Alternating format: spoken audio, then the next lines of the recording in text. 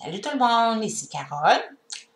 Bon, j'ai décidé de péter ma bulle encore une fois présentement parce que je trouve que les démarches qui ont été faites cet été en rapport avec la marche des 10%, qui était pour revendiquer plusieurs points, entre autres le fait que on reçoit de l'aide sociale quand on est handicapé et que on doit vivre sous les mêmes restrictions que n'importe quel BS.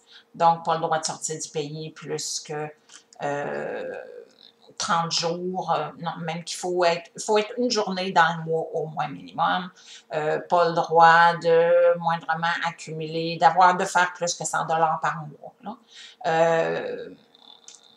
Et puis, pas le droit d'avoir un conjoint de fait ou d'être marié, sinon on devient complètement dépendant de cette personne-là. Et il y avait aussi des revendications à propos, je m'en souviens plus. Donc, avec tout le respect que j'ai pour Richard Guillemette de Handicap Québec, je sais très bien qu'il y a des problèmes de santé, tout ça, puis je comprends ça, c'est vraiment, je lui souhaite de revenir sur ses deux pieds, on peut dire, le plus tôt possible, de s'en remettre, que sa santé redevienne excellente.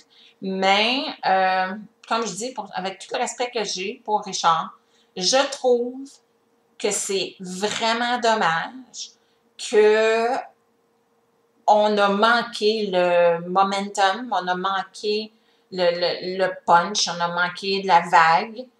On aurait dû, suite après la marche des 10%, en tout cas pas longtemps après, faire d'autres revendications. On aurait dû soit se mettre à envoyer toutes sortes de courriers, de courriels au gouvernement à propos des revendications. On aurait dû s'arranger pour passer à la télé encore et revendiquer. On aurait dû faire des pressions, vraiment continuer de faire des pressions parce que maintenant, je trouve que la marche de 10% va avoir été quasiment pour rien. C'est mon opinion. Puis, je trouve ça extrêmement frustrant parce que moi, je suis là, je veux aider Handicap Québec à avancer, à faire les revendications, tout ça. Puis dans tout ça, de ce que je peux bien comprendre, Richard Guillemette n'est pas tout seul dans Handicap Québec. Il y a un genre de CA non officiel. Et donc, pourquoi, pendant que Richard ne se sent pas bien, que sa santé ne va pas bien, pourquoi est-ce que Handicap Québec ne continue pas d'avancer? C'est un mouvement, Handicap Québec, mais il n'y a pas grand mouvement qui se passe.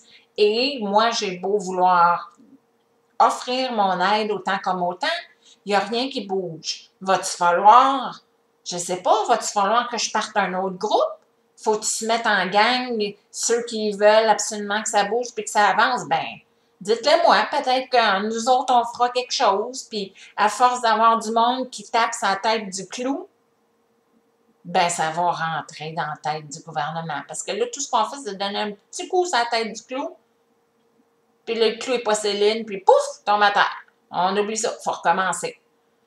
Fait que c'est ça aujourd'hui que je me pose comme question. Puis comme je dis, s'il y a des gens qui veulent se mettre avec moi, puis vous voulez qu'on pousse ensemble pour changer, moi particulièrement, j'aimerais me concentrer sur un point qui est de changer les lois par rapport à l'aide sociale qu'on reçoit. On ne devrait pas recevoir de l'aide sociale, on devrait recevoir une rente d'invalidité avec aucune contrainte quelconque parce que je sois ici au Québec ou que je sois sur la planète Mars ou en Floride pendant 6 mois de temps, ça n'a pas de différence. J'ai quand même ma contrainte sévère à l'emploi. Donc, ça devrait pas, c'est pas comme si je peux être en train de me chercher un emploi ou que ça fait une différence. Donc, puis ensuite de ça, ben c'est vraiment, vraiment injuste d'avoir à obliger notre conjointe ou notre mari à assumer à 100% la responsabilité de nous faire vivre. C'est vraiment injuste. Alors là-dessus, j'espère avoir des réponses de votre part. Bonne journée.